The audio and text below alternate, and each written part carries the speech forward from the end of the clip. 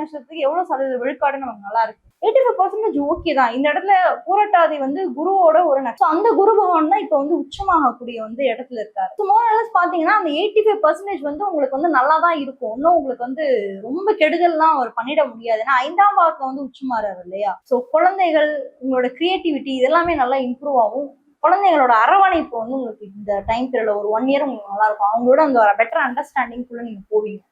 அடுத்து உத்திரட்டாதி அகைன் சனியோட நட்சத்திரம். ஒர்க் ப்ரெஷர் தாங்க, வேற என்னங்க சொல்றது. வேலையில தான் ஒரே ப்ரெஷரா இருக்கு. உத்திரட்டாதி கடந்த 1 வருஷமா ஒண்ணுமே நகரல, அப்படியே இருக்கீங்க. ஒரு குரோத் இல்ல, ஸ்லோவா ஓடுது லைஃப். கெடிகாரம் உள்ளோட ரொம்ப ஸ்லோவா சுத்துதுன்ற மாதிரி லைஃப் ரொம்ப ஸ்லோவா வேகா போயிட்டு இருக்கு.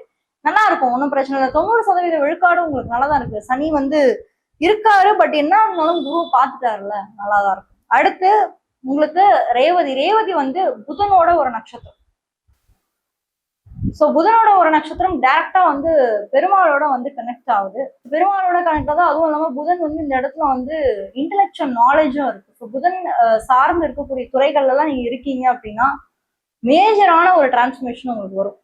மீடியா ரிலேட்டடா இருக்கீங்க, அக்கௌண்டண்டா இருக்கீங்க, ஜேர்னலிஸ்டா இருக்கீங்க, பத்திரிகையாளரா இருக்கீங்க, இதுலலாம் உங்களுக்கு நல்ல ஒரு ஃபினான்ஸ் செக்டார்ல கூட நல்ல ஒரு இம்ப்ரூவ்மெண்ட் உங்களுக்கு நல்லா இருக்கு.